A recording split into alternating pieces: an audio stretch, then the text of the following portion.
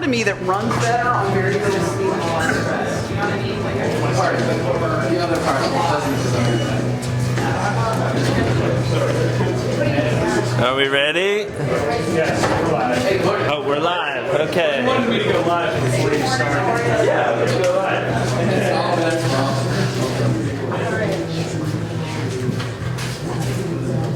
All right, DJ. All right. Take your seats. Stand by. Actually, that was comfortable over there. Yeah. Get the comfy chair. Yeah. Good morning, everybody. Come fill up the front. I'm gonna bite. Welcome to Walnut Street Lab, Startup Meetup. Inclement weather has us a little thinner than normal, but everyone comes in right before the bell, so we'll get some more people. This meeting is intended to raise the profile of innovation in Westchester, Chester County, southeastern PA. There's a ton of awesome content, and our traditional media falls short in kind of getting the stories and the technology out there. Technically, Philly's doing a great job, and they're in Delaware now too. I don't know if you knew that. Did you know that, Mark? I did know that. So kudos to those guys for building, guys and girls, for building a pretty good media company. But through live streaming with Igniter TV, Sean, wave, you can. Blogging by Jesse, tweeting by Ben, video by Mike, pictures by Jaron. We get the word out, and the window here is pretty good, and our social media. So we're doing everything we can to say Westchester, the western suburbs, has a lot, and part of that is Phil Reitnour from Emergency. Let's give him a round of applause for bringing the weather flying in from San Francisco. West Coast. West Coast? Yeah. So we appreciate that, and this is a more higher profile technology. He was on Shark Tank. He'll tell us that story in a couple of minutes. Last week we had Ben, fill in the blank. Who do we have last week? Lars Newson. Yeah, Lars. Oh yes, our first life science startup, and that was really awesome. And now I definitely want another one. If you don't have a background in life science, you kind of think of innovation there. It's hard to imagine, but you realize innovators are innovators across domains. So it was really cool to hear from him, and he was super quotable or super tweetable. He had a lot of little aphorisms, and since we're in the hotbed of bio life sciences, I'm sure we'll get some more. Next week we have Square Knot, which is his name is Jason Rappaport. It's a way to I'll let him explain it. It's like a way to recategorize guides into the way that the brain works. Oh yeah. So instead of like a linear format, it allows you to basically come up with an infinite or innumerable amount of webs or patterns for this. Okay, cool. Then tomorrow night we have Night Owls. Every week we do come and hang out. If you have an app, talk to Ben, you can demo it, or you can kind of participate in demos. Last week we did Bond Bids, which is an auction app, platform really. And next week we're skipping a demo this week. Next week, do we have a demo? I believe the next one is Cluster Puck 99, which is a really cool multiplayer game, but I could be wrong, so Okay. check that. I'm kind of off my game because of the snow. It's all snow. Okay. But it's a game night, I'm pretty sure. Okay. So that's Night Owls. Jesse, Indie Film Night. Yeah, our next Indie Film Night coming out Thursday, March 5th. Amy Freer, a filmmaker from Philadelphia, is going to be showing her short film, Another Time, which has gratuitous scenes involving Ben Franklin. They're PG rated, don't worry about it or be disappointed by it. But she's coming out, light refreshments, but a good time. So that's about 20 minutes, and then we'll meet and greet, and then she'll talk about it. And then after that, we have my advanced video production class at Westchester University in April, takes over Indie Film Night. And we're going to throw in a little bit of competition. So the 5 teams from that class will show their short films, their final projects, and then we'll vote on them and give them some awards. We also have a national author coming through the creative writing department speaking here. I don't know if you know. We're getting the details on that. Okay. Quickly, want to say thank you to our sponsors, Fox Rothschild, I2N, which is part of the Chester County Economic Development Council, the Goshen Group, Kyle's here from that, the Hankin Group, and Westchester University. Adele is here from Westchester University. We've just started partnering with them, and we have 7 new interns, and they're all pretty excited, and we're excited too. I'm a Westchester University graduate, and anything else before we have the drum roll and turn it over? Do we name all the sponsors? Yes. All the stickers on the wall, right? Yeah. Okay, so one more round of applause. Let's turn it over to Phil and hear a story, followed by Q&A, and we're live. Okay, thank you. Thanks, Ben, Chris. Love the creativeness, the energy. It's really super. It's really neat.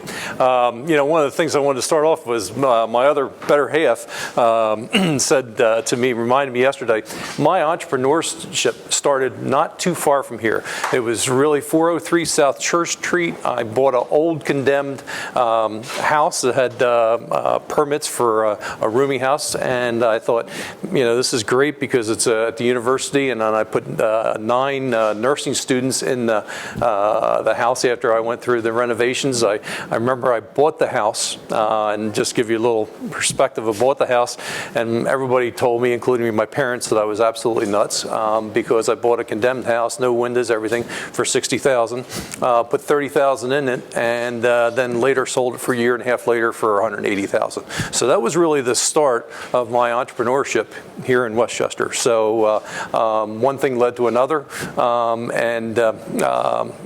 it's had a long process. I was just to give you the short. I'm not probably going to follow my presentation, the script, but had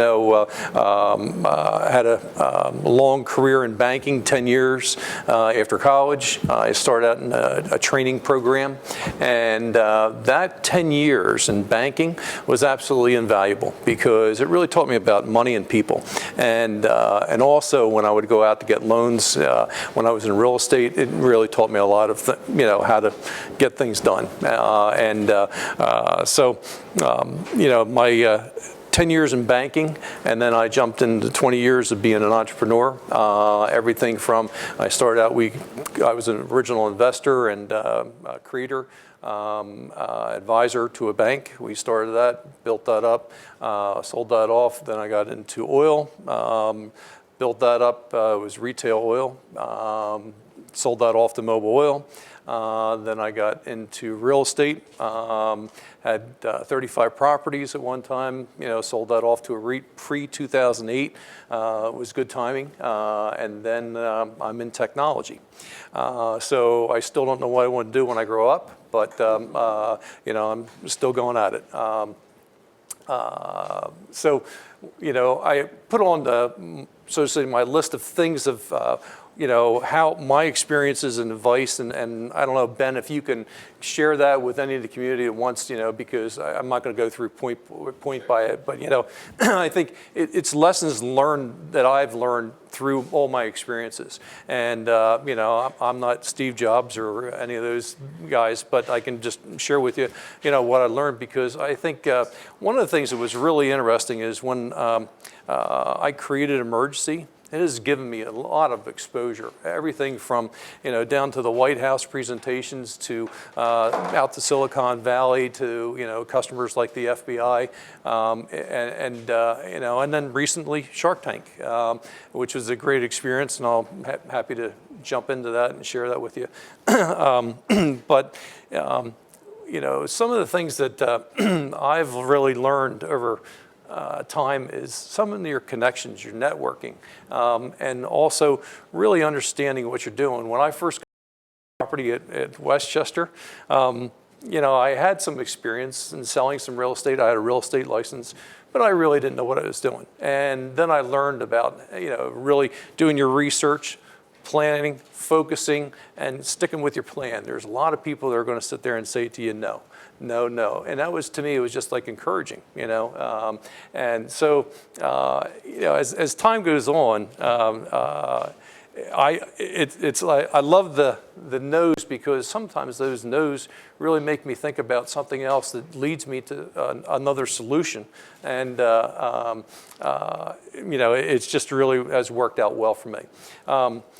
In reference to like emergency, when I created that, we were out away on vacation. There was a little bit of road rage incident, and we were out to dinner afterwards. We were talking about it, and my son's phone rang, and I saw all these apps light up. And I'm thinking to myself, we just experienced a situation where it would be great to use the phone's technology, everything from the video, the audio, the GPS location and movements, and use it in today's world instead of just dialing 911 and trying to describe a situation, let alone recording and streaming it. And I thought, well, I'm not in technology, but how do I get this done? And so then I sought out, you through the network, a lot of people that had the experience to really help me get that done.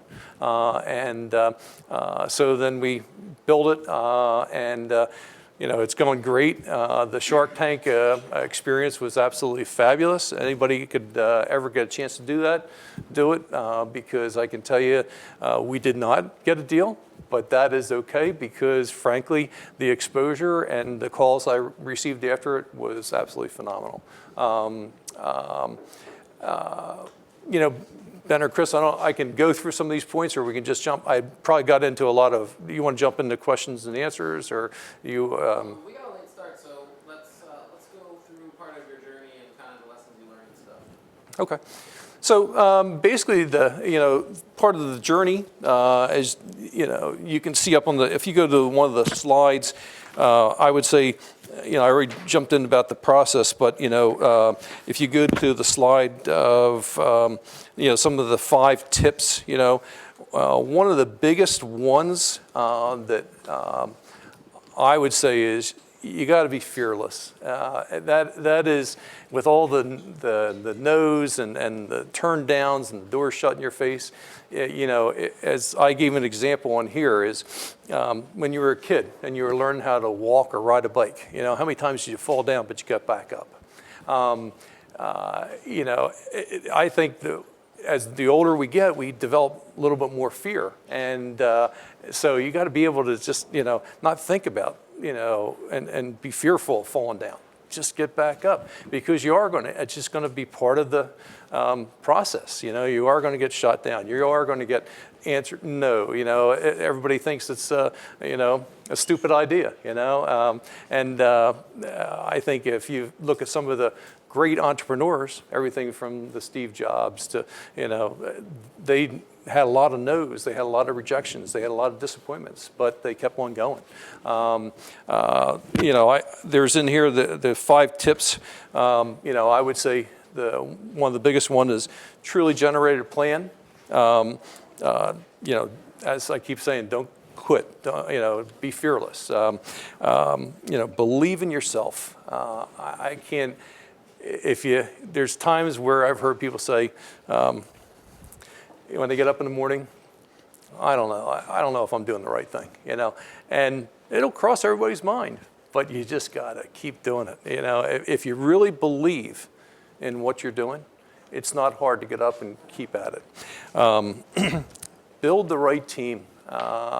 This was probably the hardest thing for me to develop over time, because I always thought I could do it myself, and you can't. You need experts in various areas that you just don't know anything about, have a lot of mentors. Networking. The networking is key. It really is, and I would say the last thing is being in the right place, the right time. You have to make yourself get out to places and be at the right place, the right time, the network to make those connections, because it's ironic. There's times where how we got one customer, I can say that we were at a college, and we were installed in the college. And one of the FBI directors was there with orientation for his daughter at the college. And that's how we got into the FBI. So, you know, you'd be surprised if you get that exposure, you get out there and you just really interact and network. You know, one thing leads to another, and it's all positive. One of the things too is I can tell you that you have to assess where you're at. The first season I was going to go out and be on Shark Tank in season 5. And they had a 5%, regardless of whether you got a deal or not, they were going to take 5% of your company. And so all my advisors said to me at that time, I think it's a bad idea, I don't think you should do that. And so I didn't proceed, with season 5. And then I think it was Mark Cuban who convinced Mark Burnett not to do that 5% anymore. And when they called me back and they said, would you want to do it in season 6? And I said, you still have the 5%? And they said, no, we got rid of that. And I said, this is great, So then I truly went for it, and it was that process was interesting in itself. They have over 35,000 applicants. They narrowed down to 152 to be taped, and only 112 get aired. So you just, once again, you can't let hurdles get in your way. Just keep at it because eventually something breaks. So that's where I'm at right now. I mean, that's some of my experience, my thoughts.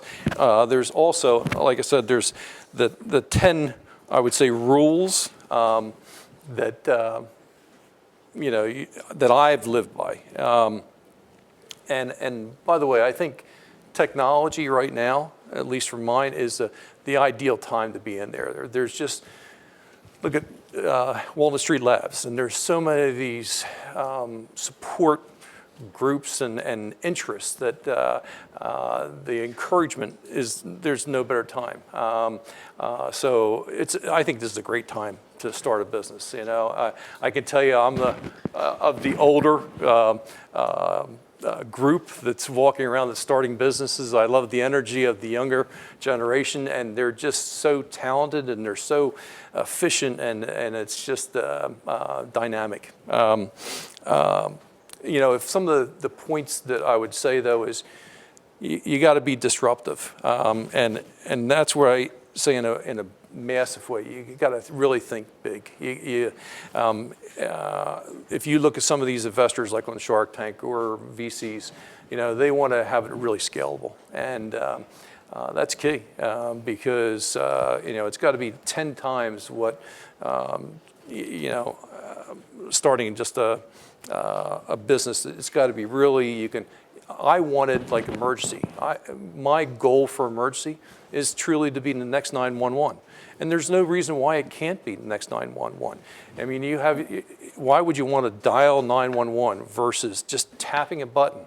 And it captures all information, everything from live streaming video, audio, GPS, location, and movements.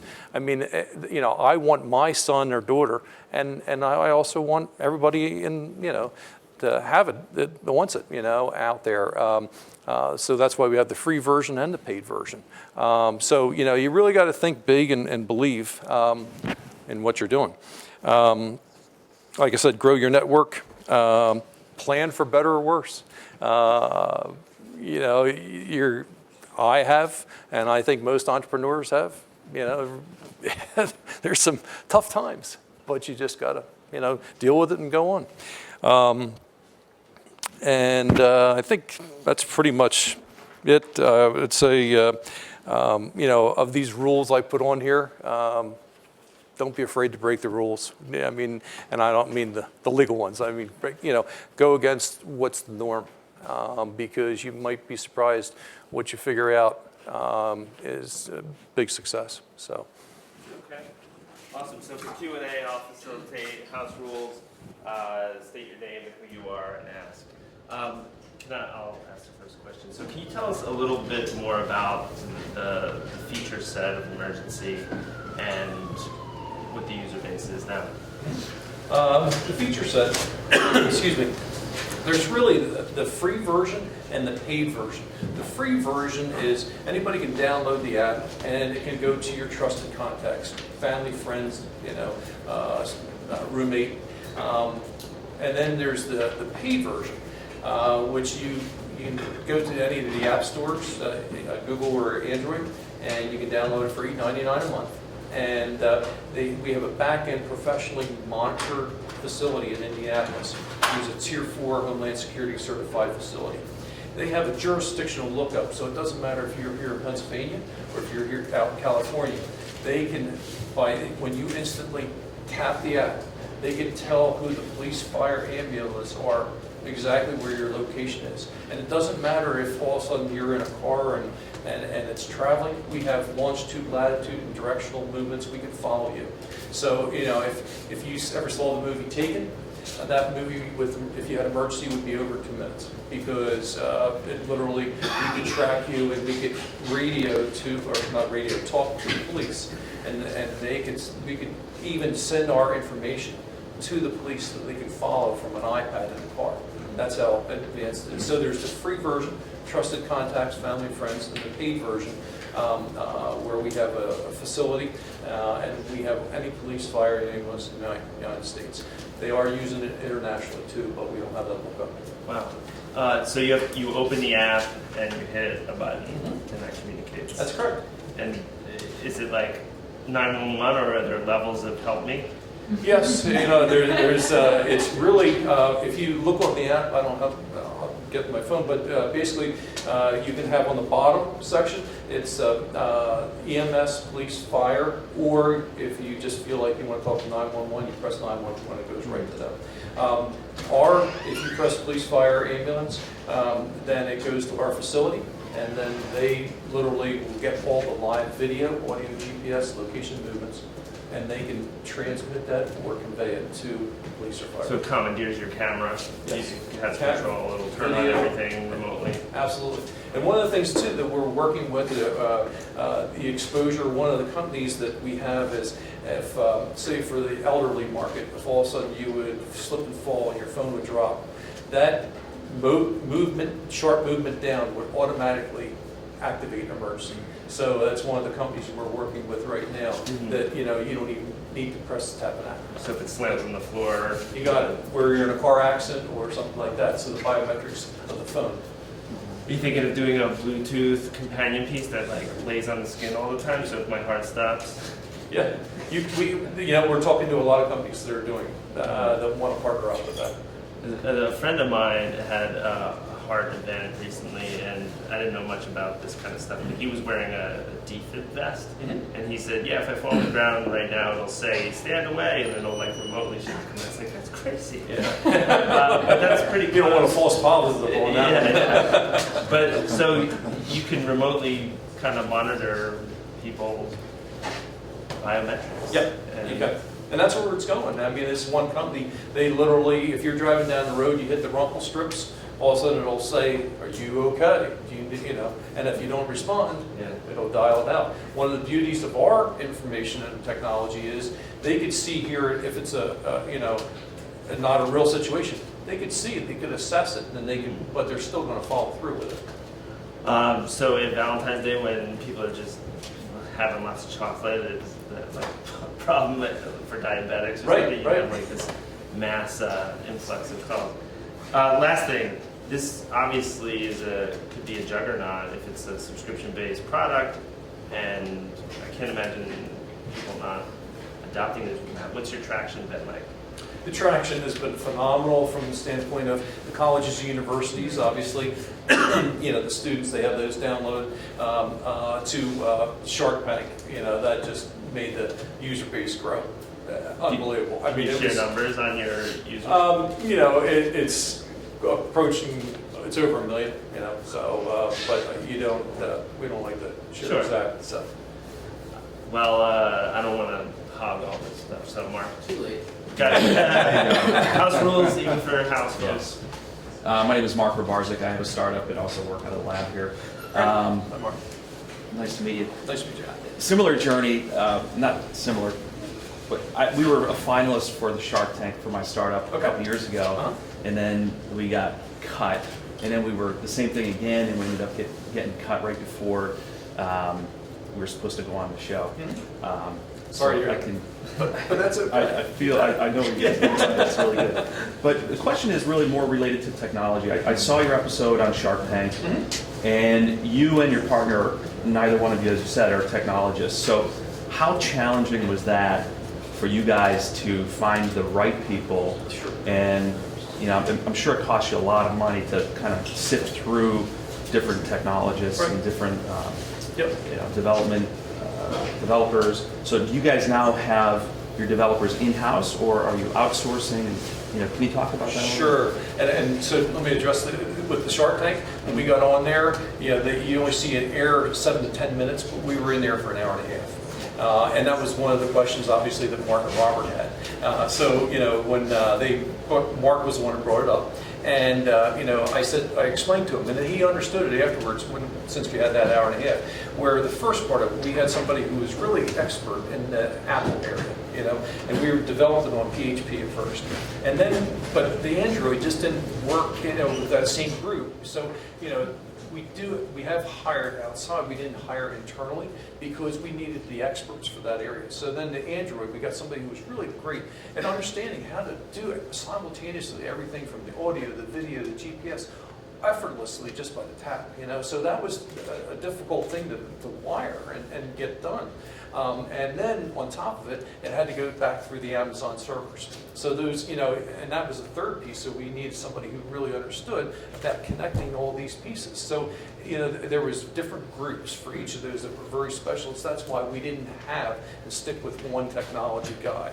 Now, do we have advisors? Absolutely. The group that we have right now, that Optimo, they really oversee, so to say, the whole process. But I can tell you that there's quite a few, after Shark Tank, I have numerous offers to do a lot of things, everything from merge to team up with teams that have huge technology staffs. So you have a systems integrator at the top that you deal with directly, and then experts that they pick up to solve problems. Right. If they, they know how to do a lot of this now, since we have the secret sauce, and they understood how it was wireframe, now. So, but there's one right now, and then there's a few others that we're looking to team up with. So like the trend toward commoditization of technology, I think is kind of the theme that you're touching on. And we just built an app for a retiree he came up with the idea. He was an instructor for driver's ed in Delaware, and he decided, well, couldn't I do this on the internet? He could barely type. He's not technology at all. He was in the classroom, and he built it, and then it's a subscription-based product. And now he's on to his second one. So I said to him yesterday that we have to have him in, because if you've got the idea and you can find a place like this, we often do like MVPs for people. There's a lot of innovation on the table, and the prices have come down, and experimentation is really available to a lot of people. So kudos for jumping in as a non-technologist. Sure. Well, the idea comes first. Yeah. Well, yes and no. If I can jump on that, sorry. The idea does come first, but the execution, is the key to making a successful business. And that, finding those, that's why I just didn't want to be limited to one technologist, because, there's experts that can add, and they have added things along the way, because we do include now tips and safe walk feature, so those things came as a result of those experts in different areas. All right. Mary Lasota, I'm a tax attorney. Look, my question has to do with your career. It seems that you've been involved in several different kinds of industries over the last 30, 40 years. 24 years. At what point do you decide to make that jump to a different industry? What triggers that on a personal level? You know, I gotta tell you, it just seemed like it evolved. You know, when I was in real estate and they, you know, I had various properties and they wanted, they were offered numbers that were too good to be true. It was pre-2008. I said, you know, I think this is the time to get out. So when I got out of that, and then we were away on vacation, and that's when we developed the technology. So it just evolves. It wasn't like I knew, okay, I'm gonna stop here, I'm gonna start here. You know, it just, I don't wanna say it's a gray area, but it was just an evolution, so. And it's fun because it seems like you know my other half always wants me to enjoy life, and I sit here and say, you know, I like what I'm doing. I'm enjoying life, you know. So, but Jesse? Yeah, I'm Jesse Pearson, I'm Special Events Coordinator here at the lab. But you talked about the importance of building a good team. Yep. So I just wondered, what are some of your criteria for magical teammates, or for putting together that right team? you know, in each industry, it seems like it's been different. And you know, I would say putting together the right team, you have to, I don't want to say it to be negative, but you have to kiss a lot of toes before you really find the perfect one. But on the other hand, too, you can, it's not only the magic team of an individual, it can be a magic team of a group. I can tell you right now, there's one group that I'm talking to that it's just super dynamic, and they bring, you know, they're a truly investable team. You know, they have everything from the technology to the management to the the users. I mean, it's just so finding that it's a trial and error. You know, you just have to kind of like talk to people. You know, see who is, you know, that they know is good in this area. The referral, the networking.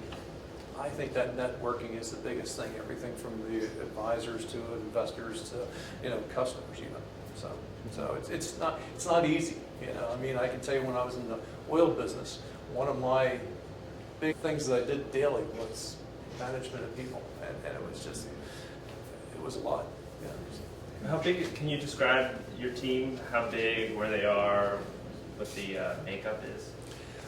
The team, it varies, you know, and depending on what we need at a certain time. In the past, I would say it was at the height of close to 20, but they weren't employees. They were, you know, we had a lot of different contractors for different reasons because I needed that specialist in the area. So I would say it fluctuates, you know, depending on the demand or need. So core, emergency, LLC, or corporation is a small core then? It's a corporation, and it is. It's a small core group, yes. So that's the compelling model. Tiny team, massive scale. I believe that. You know, I mean, you know, one of the things that, you know, bootstrapping is, that's the other thing too, is I think it's key. You know, even though in Shark Tank where he said, yeah, I got to tell you, that kind of money's, I don't want to say we needed to spend that money to get the product to where it is, to be the best in class. And that's not going to be anything compared to where it's going to end up. Mm-hmm. So. Hi, I'm Ralph. I'm a local entrepreneur. I can relate to a lot of what you're saying on the last question. You actually stole my thunder there. But, so we're in a similar situation where we're building a company and we have chosen to partner with specialists who have industry experience and technology experience. And, you know, right now, just my partner and I, and then we have probably a good 20 people working for us in some capacity or another. But now we're thinking forward and trying to anticipate at what point do we start bringing some of those skills in-house. What are your thoughts for your company as you look forward over the next 3 years? Sure. Does that change? You know, do you keep on going in the model that you are? Sure. You know, I would say the short answer, at least from my situation, is originally I was thinking about building this team and bringing them in-house. But when I recently came across this organization that has this team in place, why would I even try to dream of that, you know, effort, you know? So I don't want to say it fell on my lap, but it has. And so that's why, you know, so to answer your question, I was going that direction, build that team. Right. But probably not now, just because, you know, why reinvent the wheel? Right. Yeah, we have found that we've been able to be a lot more strategic and allow these guys to do the implementation and think about, you know, future pivots or Yep. future evolutions of the product generationally, not just incrementally. Sure. And I think if your head's down, Sure. it's difficult to do that. Yep. I think, you mentioned something there about having the strategic partner versus, I mean, it's great, from what I understand, and Eddie, to have angel investors early on, but then when you get into that A round or B round or what, having a strategic, so they have a vested interest in not only getting a return on their money, but, promoting and expanding out, and they have the channels, generally. Yeah, the distinction between smart money and dumb money, those are somewhat disparaging terms, but the Right. people in both camps use those terms. Sure. So in terms of bootstrapping, can you talk more about, do you detect trends in this space where angel funding is all you need and the traditional VC is not where you're headed strategically, or? I think each industry is different. In mine, I was fortunate that with the family, we could fund the cost. But I think there's a lot of products out there that you can really start up very cheaply and efficiently. And I would always, if you talk to any of my team, I'm a pain in the neck with dollars, being spent. But, I remember somebody said to me recently, if we would have had an investor put $5 million in, and the advisor said, if that was the case, if you had $5 million in, you probably would have loaned $3 million in all the wrong directions just because you had the money, and you would have spent $2 million, and that's smart. Mm-hmm. So I really think that each industry or if you have an app or if you have a widget, it's different. I wish I could be more concrete, but I think that each business is different. Mm-hmm. Ben? I have a whole host of questions, but I know you're bi-coastal, so talk to us about the difference between, say, if you stayed here in the East Coast and decided to develop emergency versus going to the West Coast and seeking funding that way. So talk to us about the differences Sure. in operations and Well, I think- culturally. The West Coast with marketing, you have to be out there. In our business with security and DC and all that, we have a lot. We have an office down in Tyson's Corner area where, Virginia, Washington DC, there's a lot of security and there's interest and there's a lot of companies that are, whether they have a headquarters or, so that's, at least for my business, that's where we really need to be. But we have a monitoring center in Indianapolis, so it's in the middle of the country, and that really can, like I said, it's a Tier 4 Homeland Security certified facility that really, so there's different reasons to have different offices in different locations. Bill Schnell. I'm also a local entrepreneur Yeah. launching a business. Couple of questions too. Sure. From a go-to-market, it sounds like you're focusing on many different ways to go to market Yeah. rather than university. And how you handling that? Well, it's funny that you mentioned that because that's one of the bigger challenges. When I first developed it, it was going to be peer-to-peer. And then what happened was I came across somebody who is with me, and he was at Bucknell University, he was chief of police, and he said, these colleges should have, every college should have it. And he was right, because all the young students know how to use these smartphones. They would sooner leave without their wallet than they would their smartphone. So it was a natural market to go in. But it was funny because then once we got into colleges and universities, we started getting calls from the government, and then it led to enterprise. It's a shame because there's all the demands that are coming in, and we're trying to answer it.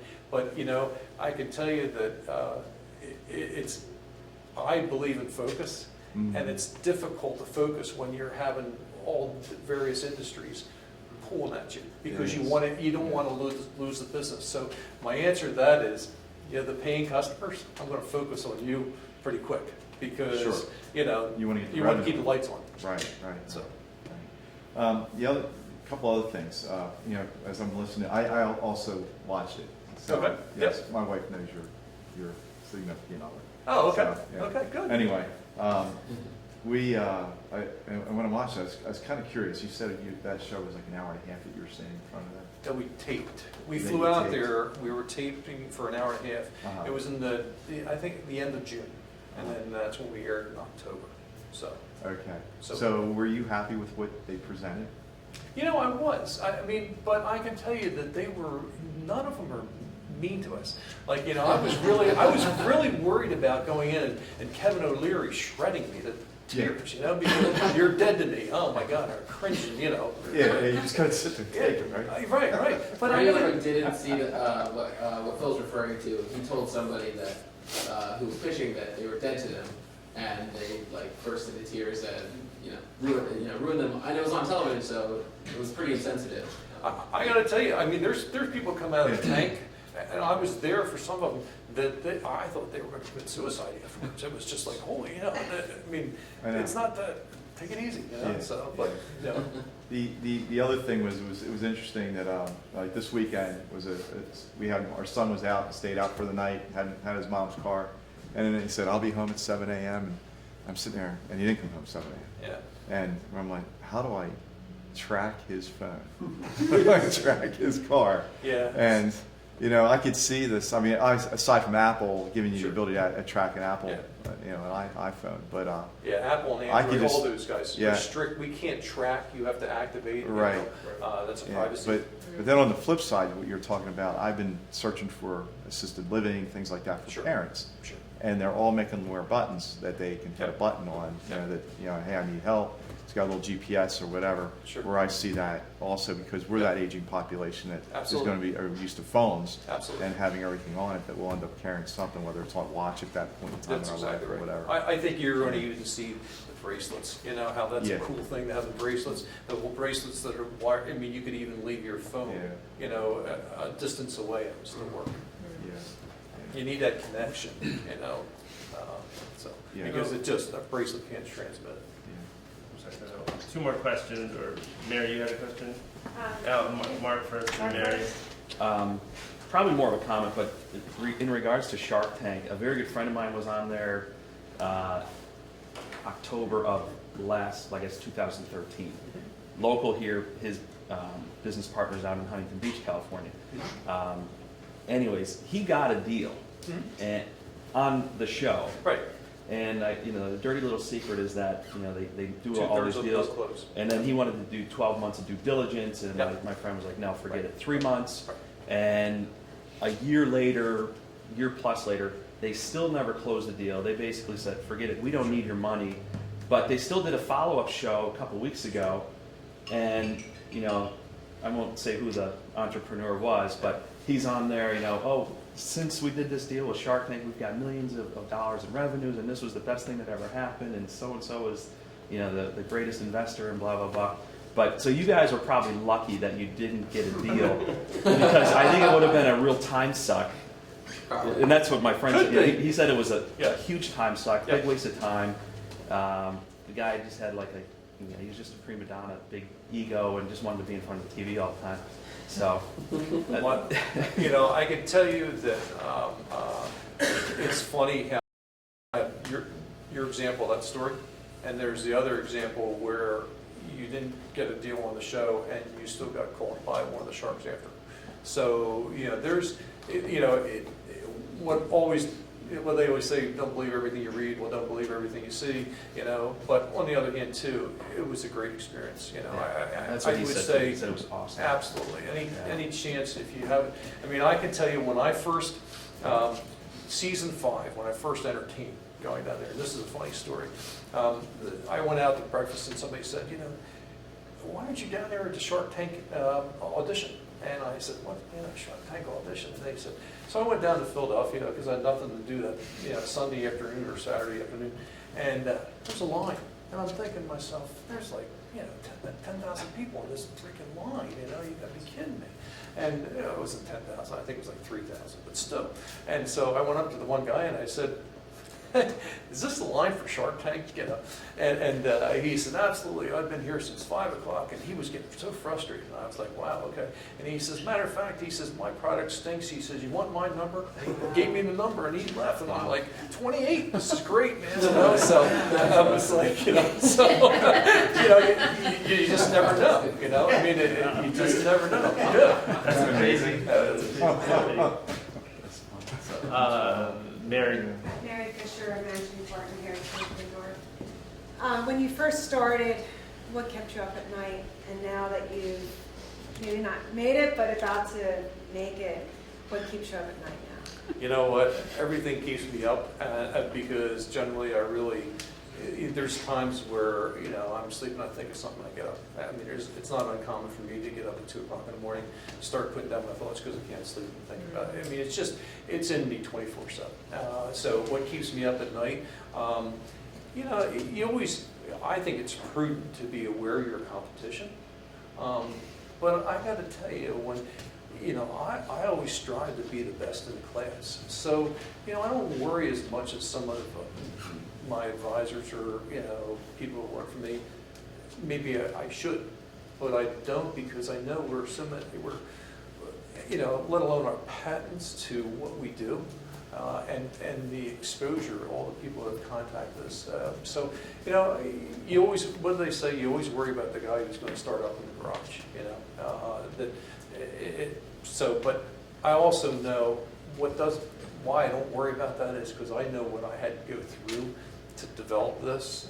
And it's just like one individual couldn't make all this happen, you know. So you still have some scrappiness from the early days. I think that's what makes a lot of people succeed. Yes. They never lose the scrappiness they had at the beginning. So if you can still keep that, you might have the polish on the outside and people interested and you're on national television. But if you lose your scrappiness at any time, maybe your son, I don't know. Maybe what? Maybe you're kind of sunk, you know, if you lose right. that. No, I agree. That's when things start to get a little bit too loose. I think you always got to be on edge, on point, you know, scrappy as you call it bootstrap. I mean, it's just you got to be on, you know. I mean, it's you're stepping onto the field, so you know if you're the quarterback, you better perform or you're not going to have a job. Let's have one more question. RJ Randall, Orlando, Florida. Hi, RJ. Hey. So, Phil, with your patent, what was the Patents. Yes. patents, Plural. Plural.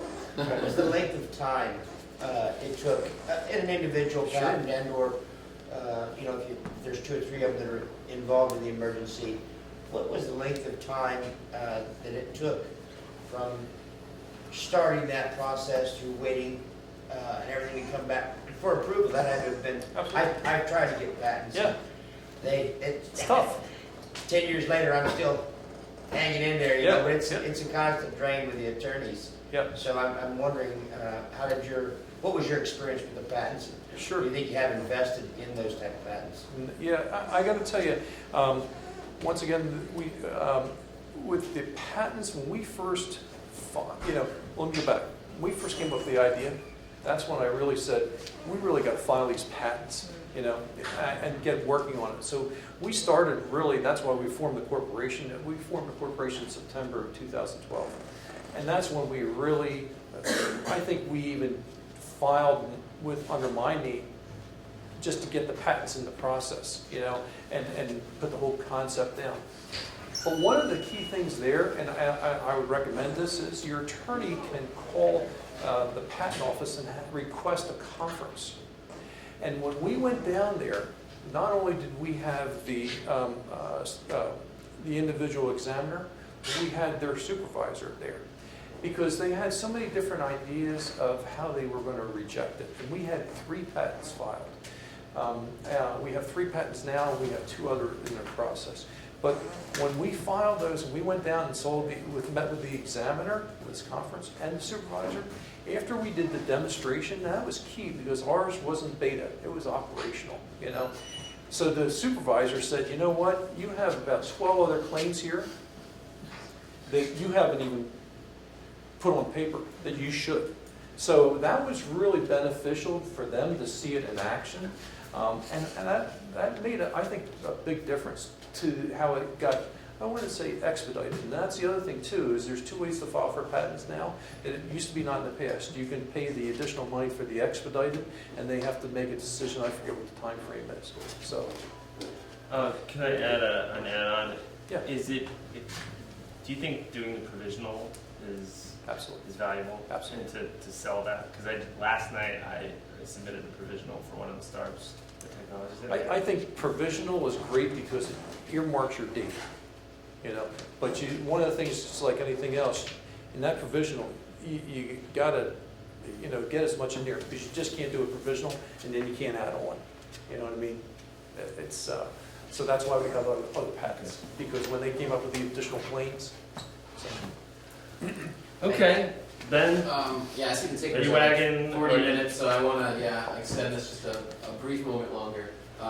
You and I spoke before all these fine people came in, and I don't know if everyone's aware in the audience, but we have another startup in Philadelphia that is actually is signed on for the next season of Shark Tank, and his name is Christopher J. Gray, and his startup is Scully. Would you have any explicit or express advice to him, you know, being somebody who went on the show, and what would that be? You know, I would say go for it, be prepared, and it's like anything else. I would do your research before you go, because I can tell you that when we went with the original plan of how we were going to do the presentation on Shark Tank, and when we got there, it changed totally because, believe it or not, like on your iPhone, we couldn't show that on TV because that's a patent for Apple. So there's all sorts of legal restrictions that you have to adjust. I mean, and that's just one simple little thing. So my advice is, you know, try to plan as best as you can. Covers, you know, have not only a few different ideas of pitches, you know, but all well know. It's like anything else. Like I say, you got to adapt. You know, and do your research, focus, and adapt. I mean, it's so. Thank you. We had another a startup meetup speaker a couple of weeks ago, Yasmin Mustafa, and she's doing a personal security app. And one nuance that she shared that was compelling is that she hopes that her technology will be a deterrent. So and that definitely applies to your app. If people know that this technology is ubiquitous, and do you think that will deter like muggings and personal violence if you know that? I think, you know, to me, I agree. I think it should, and I think it probably will in some instances. Other ones, you know, if they're going to be determined, they're going to be determined. You know, I can tell you that personally, when I first developed Emergency, I was down in North Carolina. I was going along. I don't know how I get in these road rage. You know, maybe it's my driving, but you know. So there was another road rage, and this guy came up along the side, and I just took out my phone and I put it up. Now he didn't know I had an emergency, you know, but you know, all of a sudden his, you know, high sign went to a peace sign, and he took off. You know, so you know, was that a deterrent? Absolutely. Yeah. You know, so. I heard a statistic that said theft of iPhones is down 50% now that they've implemented the remote wipe. I believe it. So criminals know it's just going to be a piece of junk. Right. And So that plays into the normative like behaviors that relate to someone who is exposed for that behavior. So it's really easy for people to sit behind a computer and say things they would never ever say to someone's face, Right. and act a certain way. So being able to add that degree of social experience to previously alienating technology may alter people's behavior accordingly. So that makes sense.